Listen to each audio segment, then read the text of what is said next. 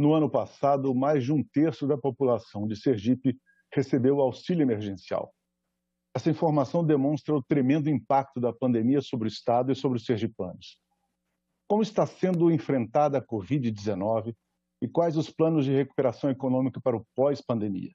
Sobre este e outros temas, vamos conversar com o senador Alessandro Vieira, do Cidadania, porque o desenvolvimento de Sergipe é assunto de Estado.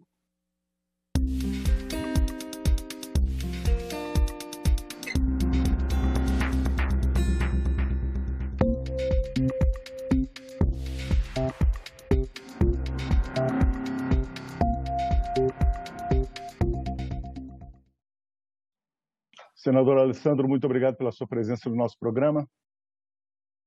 É um prazer estar conversando com você, Silvio, com nossos amigos aí da TV Senado. Obrigado, senador. Bom, desde o princípio da pandemia, o senhor tem atuado no Estado para oferecer alternativas baseadas na ciência e no planejamento para enfrentar a Covid-19. Além do repasse de verbas para a saúde pública, eu gostaria de conversar com o senhor inicialmente no programa sobre 3 iniciativas com relação a isso. A União Sergipe, o Plano de Distanciamento Controlado e o EP Sergipe. Primeiro, União Sergipe, senador. Como surgiu esse movimento, quais são seus objetivos e quais têm sido seus resultados? No União Sergipe, a nossa atuação foi focada em viabilizar essa conexão entre as pessoas que mais precisam de uma assistência e aqueles que têm condições de fazer doações, de fazer repasses. É um projeto nacional, a gente teve em vários estados, e aqui em Sergipe a gente começou, estruturou e repassou para o terceiro setor, com a preocupação de não dar nenhum tipo de conotação política. É um grupo que atende aquelas necessidades mais básicas, cesta básica, equipamento e insumos mínimos de limpeza e de higiene pessoal. As primeiras doações de máscaras e de equipamentos de proteção para as forças policiais, para o pessoal da limpeza pública, isso tudo foi iniciativa tocada pela União Sergipe, um projeto que a gente teve essa participação inicial, mas que fez questão de garantir que ficasse totalmente distante da atividade política, para não ter nenhum tipo de contaminação.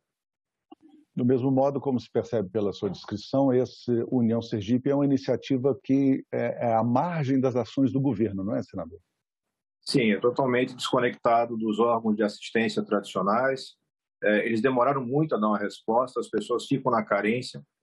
E é uma lógica muito básica. Se a pessoa não tem o mínimo para se alimentar, se ela não tem condição de ter uma máscara, álcool gel ou mínimo de limpeza, sabão, detergente, ela vai ser contaminada, ela vai estar no risco, vai colocar em risco toda a população. Então, a União Sergipe veio para suprir essa lacuna, ele continua em atuação, periodicamente fazendo doações em comunidades mais carentes, mas dentro dessa linha, fora da estrutura oficial do Estado, fora de qualquer tipo de carimbo ou conotação política, só preocupado em ajudar as pessoas e conectar aqueles que têm uma melhor condição financeira e podem ajudar com aqueles que mais precisam. E o plano de distanciamento controlado que foi implementado no estado de Sergipe, como ele funcionou para se tentar encontrar o ponto ideal entre o necessário isolamento social das pessoas para evitar o contágio e também a reabertura das atividades produtivas, senador? Também em Sergipe, a gente teve uma realidade que aconteceu em todo o país. O governo sem aparato técnico adequado e tomando medidas sem nenhum tipo de análise. Eu não posso pura e simplesmente determinar, por exemplo, a um comerciante para que encerre suas atividades sem dar para ele uma expectativa de quando ele retoma, como é que ele vai manter os empregados, o seu estoque em funcionamento. Nada disso foi feito pelo governo no começo. Então, juntamente com técnicos, com o pessoal da Universidade Federal de Sergipe, com os profissionais do resto do Brasil, a gente fez um plano específico, ouvindo os empresários, ouvindo empregados, e apresentamos para o governo do Estado. O governo do Estado levou alguns meses, infelizmente, para implementar o seu plano de distanciamento, e ele foi praticamente igual àquele que a gente já tinha antecipado. É a falta que faz em você ter uma política mais baseada em evidências, em buscar o que funciona melhor ao redor do mundo e no Brasil, e aplicar na sua localidade, na sua cidade, no seu estado. A nossa colaboração, e infelizmente, como senador da República, eu posso fazer muita coisa, mas não posso interferir diretamente na gestão do meu estado. O que a gente fez foi informar a sociedade e informar o governo de que tinha saída, que tinha forma de lidar com isso, inteligente, organizada, para dar resultado. Senador Alessandro Vieira, naturalmente que boa parte do trabalho dos congressistas desde o ano passado, com essa pandemia, tem sido lutar para garantir recursos para a saúde pública dos estados e dos municípios. No seu caso, como foi essa destinação de verbas do orçamento federal e com quais objetivos? A gente teve a iniciativa inicial de garantir recursos suficientes para atendimento hospitalar, então aquele recurso que vai direto para o Caixa do Estado da Saúde, fundo a fundo, um atendimento rápido.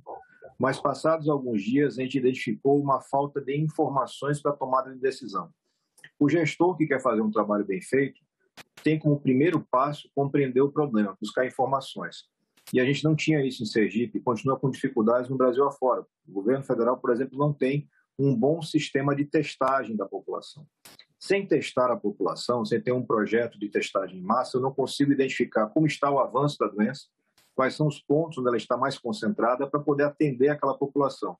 Infelizmente, aqui no estado de Sergipe, a gente conseguiu fazer esse projeto, ele teve andamento em parceria com a Universidade Federal, alguma coisa em torno de 4 milhões de reais. Isso garantiu um acompanhamento muito de perto dos dados da Covid em Sergipe, mas nacionalmente a gente não teve isso. A gente teve inicialmente um projeto na Universidade Federal de Pelotas, com um custo baixo, 12 milhões de reais para fazer uma testagem de mais de 100 mil pessoas no Brasil inteiro, um estudo que é premiado, inclusive, no exterior, mas que foi descontinuado pelo Ministério da Saúde por decisão política.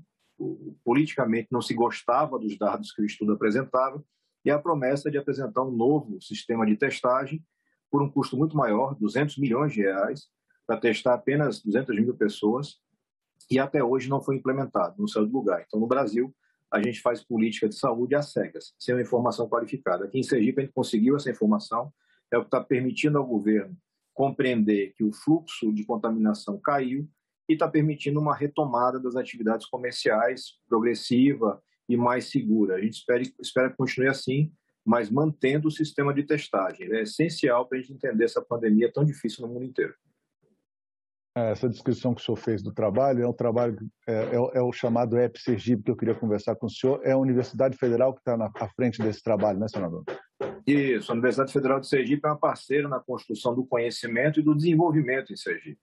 É muito mais econômico e racional investir recursos na universidade, no Instituto Federal, para que eles produzam conhecimento e compartilhem com a sociedade, do que você contratar no mercado, uma empresa, enfim, alguma coisa para fazer esse mesmo trabalho.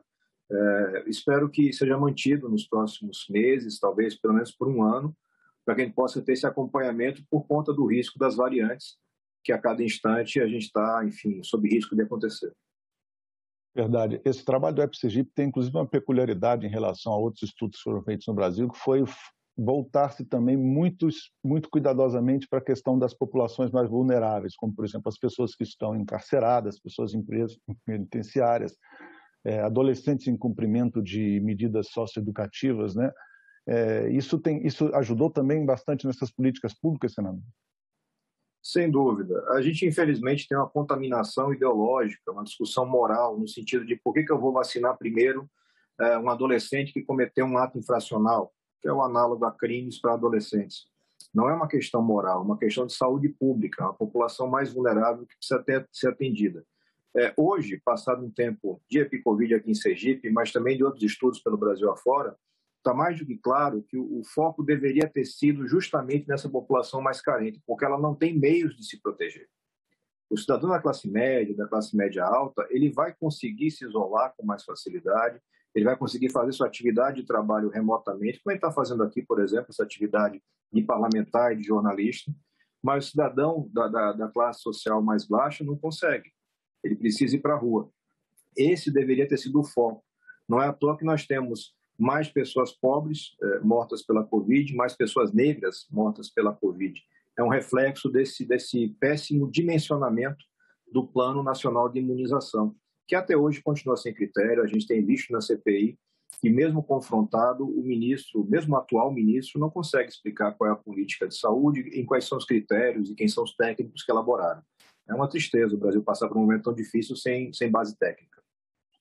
Inclusive, ficou evidente durante toda essa pandemia que os mais pobres iam ser os mais penalizados, até porque eles, como o senhor disse, precisavam sair de casa para trabalhar, quase todos, né, mesmo no momento mais agudo da pandemia, e recorriam ao transporte público, que nós conhecemos, é um transporte público deficiente, um transporte público lotado, um foco de contaminação, não é, senadora Alessandra? Sem dúvida. A gente chegou a aprovar no Congresso Nacional a legislação de apoio para o setor de transporte público, para que você pudesse ter a manutenção das linhas de ônibus, por exemplo, na quantidade suficiente para não ter aglomeração. mas infelizmente esse projeto foi vetado pelo presidente da República e o que você viu na maior parte das cidades foi uma redução do número de carros disponíveis, de ônibus disponíveis. A consequência é superlotação, num ambiente que inviabiliza qualquer tipo de distanciamento e de proteção da saúde. Falta de técnica leva a esse resultado. Você gasta muito dinheiro, e o Brasil gastou muito dinheiro, e tem resultados piores. É verdade, senador. Uma das consequências inevitáveis de uma pandemia como essa é uma retração econômica, e Sergipe é um dos casos mais agudos do Brasil. Sergipe, inclusive, ainda tem hoje a perspectiva de enfrentar um crescimento negativo do PIB no ano de 2021. Como enfrentar esse desafio, senador, diante da redução e do possível fim do auxílio emergencial? Nós temos em Sergipe um quadro de descontrole econômico que vem de antes da pandemia. O estado de Sergipe já vinha muito mal, não é de hoje. A pandemia vem e agrava esse quadro. É preciso que o governo estadual, devidamente amparado pelo governo federal, faça uma política de redução de gastos para que tenha uma máquina mais enxuta e tenha a condição de estimular o crescimento econômico nas potencialidades que o Estado tem. O Estado tem muitas potencialidades na área de turismo, na área de mineração, né, particularmente petróleo e gás, que é um ponto fortíssimo de Sergipe, mas que tem que ser bem gerido, bem administrado, bem potencializado. E no médio prazo, sem sombra de dúvida, a questão da educação. Nós temos problemas sérios. Os resultados dos indicadores de educação em Sergipe são muito ruins há muito tempo. Isso condena gerações ao subemprego ou a empregos mal remunerados, ou pior ainda, ao desemprego. É um cenário crítico, que se arrasta há muito tempo e que precisa de uma gestão mais qualificada para ter uma mudança efetiva.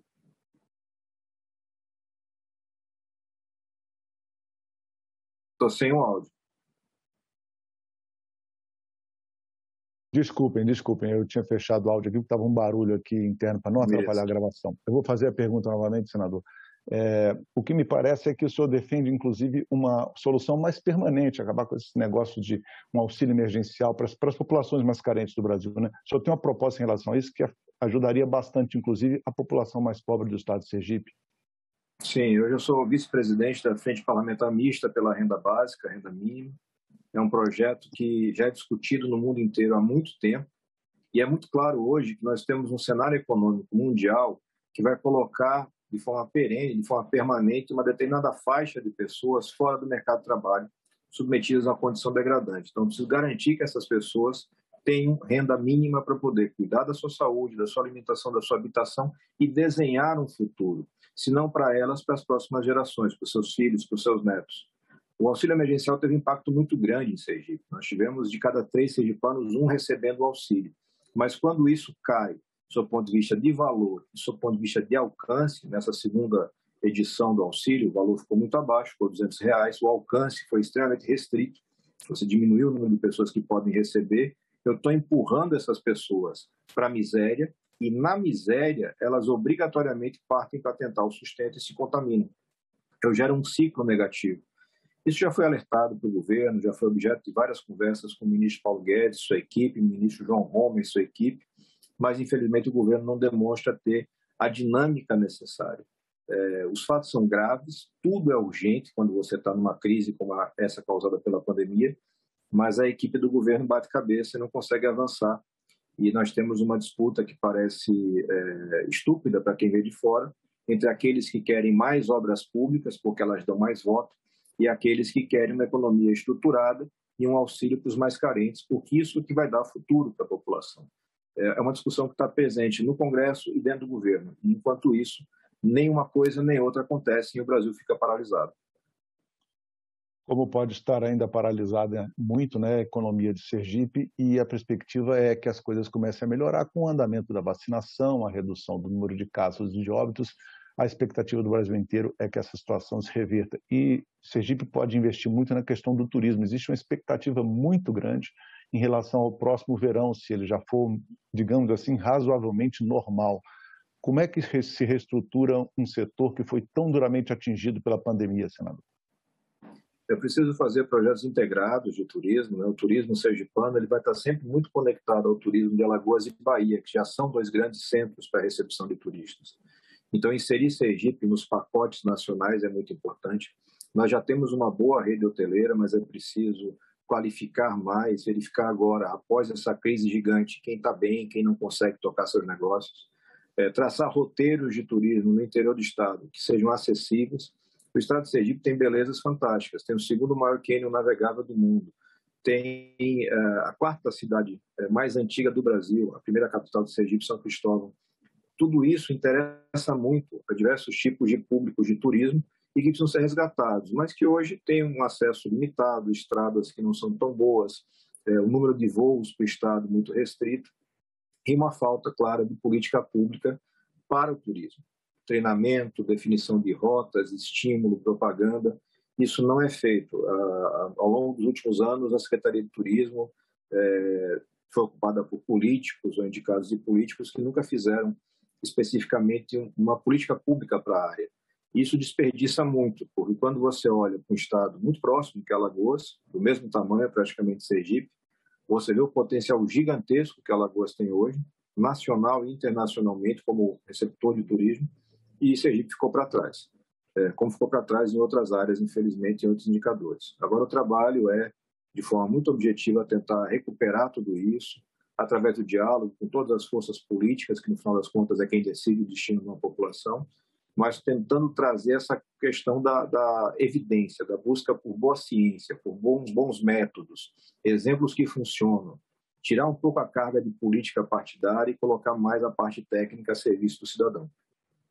O senhor mencionou numa pergunta que eu fiz anteriormente a questão do gás natural em Sergipe, e é realmente um recurso energético de enorme potencial no seu estado. A Petrobras estimou que o estado tem potencial para extrair 20 milhões de metros cúbicos diários de gás, que seria equivalente a 1/3 da produção nacional completa de hoje em dia, né? Nesse contexto, senador, qual a importância para o setor de gás de Sergipe da aprovação do marco regulatório do setor, que foi sancionado em abril pelo presidente da República, e foi uma tramitação no qual o senhor se empenhou muito pessoalmente aqui no Senado, senador? É um formato legislativo que viabiliza o investimento. Eu faço questão de valorizar o trabalho do deputado federal Laércio Oliveira, também de Sergipe, que foi relator desse projeto na Câmara dos Deputados. Nós conseguimos garantir um mercado mais dinâmico, com maior potencial de investimentos. Mas é preciso que você tenha uma definição grande de política pública de Estado para trazer para cá grandes consumidores do gás. É isso que dinamiza a economia. Eu não posso imaginar o Estado como um mero exportador de gás, porque eu vou ter muito pouco agregado na minha economia local. Mas se eu trago para cá os investimentos, eu tenho hoje aqui uma das maiores usinas termoelétricas do Brasil, uma das mais modernas do mundo, mas agregado a esse complexo, você pode ter uma série de unidades que demandam uma grande quantidade de gás na área de petroquímica, na área de cerâmicas, enfim, a gente já tem isso em andamento. Sergipe perdeu muito tempo, Sergipe teve dificuldades causadas pela crise econômica, mas também por gestão. E agora tenta uma retomada, e a gente espera que o governo federal possa viabilizar isso num contexto nacional, para que a gente possa ter ativação econômica. É uma expectativa muito positiva para que nos próximos 3 ou 4 anos você tenha uma grande retomada econômica no Estado. Senador Alessandro Vieira, uma das suas bandeiras políticas mais evidentes desde o início, ainda na campanha de 2018, é a gestão pública limpa e eficiente, ou seja, combate à corrupção, combate aos corruptos e aos corruptores, né? O senhor, inclusive, apresentou diversos projetos de lei tratando desse assunto desde a sua entrada no Senado. E hoje o senhor integra a CPI da Covid-19. Nós, inclusive, já mencionamos aqui o senhor também já mencionou, o fato de que os parlamentares, quase todos, fizeram um esforço grande para tentar transferir recursos para os estados e municípios do orçamento federal. O senhor é a favor de que a CPI investigue também as denúncias sobre o mau uso dessas verbas públicas federais nos estados e municípios, senador? No caso de Sergipe, temos problemas? Sem dúvida, é necessário que você tenha essa atuação da CPI do Senado para que você possa jogar luz nessas investigações. São investigações que, em grande parte, já estão acontecendo. Nós temos algumas operações da Polícia Federal, do Ministério Federal em andamento, temos, inclusive, prisões acontecendo, mas é preciso mostrar com mais clareza para os brasileiros, né? Então, a CPI foi aprovada, instalada nesse sentido. Está sofrendo algumas limitações por uma interpretação do Supremo, que proibiu a convocação de governadores, mas nós estamos contornando isso com a convocação de secretários e com a análise de documentos que foram apresentados. Mas uma coisa que chama bastante atenção são os valores envolvidos. Apesar de você ter um repasse gigantesco para estados e municípios, a estimativa que a CGU apresenta é de desvios na casa de 120 a 160 milhões de reais. Então, é uma parcela muito pequena daquilo que foi repassado, mas que deve ser objeto de investigação intensa e de dura punição. Alguém que imagina poder cometer crime, poder ter desvios num momento tão grave, com as pessoas morrendo por falta de assistência, merece a punição mais dura que a gente possa viabilizar na legislação. Ainda no ano passado, em relação a esse assunto, tivemos uma denúncia, foi muito noticiada, a questão do consórcio Nordeste, do qual o governo de Sergipe faz parte. Como foi essa situação, senador? Os governos estaduais optaram por fazer compras através do consórcio Nordeste, especialmente no primeiro momento de respiradores, né, monitores e respiradores. E as primeiras aquisições, as duas primeiras, elas foram feitas em empresas claramente fraudulentas. Isso gerou um prejuízo na casa dos 40 milhões de reais para os estados, mas essa verba é verba a priori estadual. Então, ela foge do alcance da CPI. O senador Eduardo Girão, do Ceará, defende que existe verba federal aplicada no caso do estado da Paraíba. E ele vem apresentando esses documentos e solicitando uma revisão de entendimento por parte do Supremo e por parte da CPI. Eu, particularmente, defendo que se faça uma apuração completa.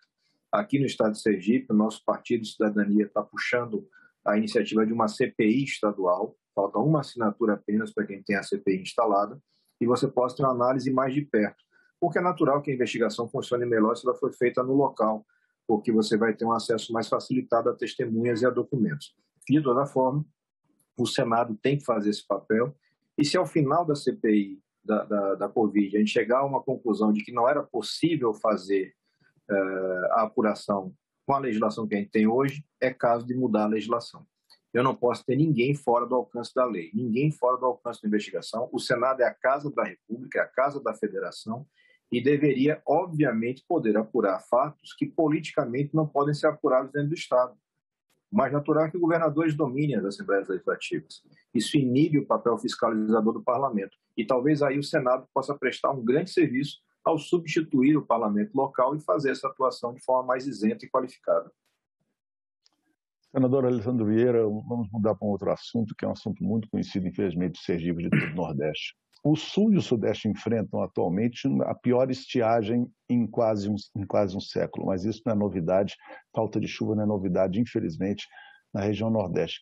Que medidas o senhor tem tomado no mandato para ajudar na solução desse problema? A segurança hídrica é uma preocupação grande do nosso mandato. O Estado de Sergipe teve grandes investimentos lá em meados da década de 80, início da década de 90, e depois estagnou. E o resultado é que dos 75 municípios sergipanos, eu tenho hoje sempre variando entre 10 e 15 municípios que precisam de carro-pipa para garantir água para consumo humano e consumo de animais. Isso é economicamente inviável e humanamente inaceitável. Eu não posso, em pleno século XXI, aceitar que as pessoas continuem passando o constrangimento, a dificuldade de não ter acesso ao básico, que é a água para o seu sustento. Sem água, eu não consigo ter uma atividade comercial decente, não consigo ter produção animal e agrícola, não consigo ter as pessoas sobrevivendo. Isso pode ser resolvido, porque uma das vantagens de ser o menor estado da federação é que você consegue resolver problemas com investimentos pequenos. Nós temos condições de fazer, através de obras de assistência hídrica, que são desde iniciativas de poços artesianos nas localidades mais distantes, como também a destinação de recursos para o Canal do Sertão, uma demanda histórica, antiga aqui dos nordestinos, especialmente Alagoas e Sergipe e a parte norte da Bahia, e que começou um andamento, ainda que muito lento hoje, por interesse da Codevasf e do Ministério do Desenvolvimento Regional. Faltou lá atrás um planejamento mais inteligente que desse para essas pessoas todas dignidade, segurança, capacidade de garantir seu proveito. Vai ser uma marca do mandato ao longo de toda a sua duração. É uma bandeira que em Sergipe não se deu muita atenção ao longo dos últimos anos, das últimas décadas, mas que tem que ser retomada. A gente precisa garantir água para os sergipanos. A partir da água, todo o resto se desenvolve. Senador, o senhor tem uma marca aqui no Senado de exercer um mandato participativo, né? Agora, em julho, foi lançado pelo seu gabinete um novo edital para as emendas, para a escolha das emendas que vão ser apresentadas pelo senhor ao orçamento da União de 2022. É uma forma, de certo modo, inédita de participação popular no mandato dos congressistas, senador. Explica para a gente como isso funciona rapidamente, por favor. Nós apresentamos para a população em geral aberto um formato de edital onde as pessoas podem apresentar ideias, projetos, propostas para a aplicação dos recursos das emendas parlamentares. Esses recursos, a gente sabe, metade é obrigatoriamente vinculada à saúde, a outra metade é para investimento livre em obras e serviços. Tem sido muito interessante ver a participação das pessoas. As pessoas começam a compreender mais claramente que o dinheiro não é do político, o dinheiro é da população. E definir a melhor destinação passa por ouvir justamente quem vai ser beneficiado, quem precisa. Isso gera um sentido de pertencimento, as pessoas fiscalizam, acompanham. Mesmo as emendas que nós temos que passar por fundo especial, emenda especial, fundo a fundo, onde a fiscalização não é tão transparente por deficiência da legislação, a gente faz questão que aquele que está recebendo, a prefeitura, por exemplo, assine um termo de compromisso com o mandato para dar uma transparência especial a cada prestação de contas, a cada aplicação de um centavo. Assim a gente melhora como um todo o serviço público, o manejo do orçamento. O Brasil é um país que tem recursos suficientes para enfrentar suas dificuldades, mas esses recursos são pessimamente distribuídos. E quando ficam escondidos lá nos escaninhos do orçamento, menos ainda as pessoas conseguem entender, menos ainda as pessoas conseguem compreender que aquela pessoa que chega aqui para fazer campanha dizendo estou trazendo X milhões, X bilhões, nada mais está fazendo do que devolver aquilo que você paga todo dia no imposto, que é cobrado no pãozinho, no litro de leite, em tudo que você consome. Dessa educação, esse processo de apropriação da política. O político é o empregado do cidadão. Nada mais que isso. Ele é bem pago, ele tem que ser muito fiscalizado, ele tem que ser muito cobrado para que possa prestar um serviço que seja merecedor da confiança das pessoas. Senador Alessandro Vieira, muito obrigado pela sua presença no nosso programa. Eu que agradeço pelo espaço, um abraço e saúde para todos. Muito obrigado, agradeço também a você que nos acompanhou, lembrando que esse programa já está disponível para você baixar ou compartilhar no nosso site, senado.leg.br/TV, no nosso canal do YouTube ou em podcast nas principais plataformas de áudio. Obrigado pela sua companhia e até o próximo Assunto de Estado.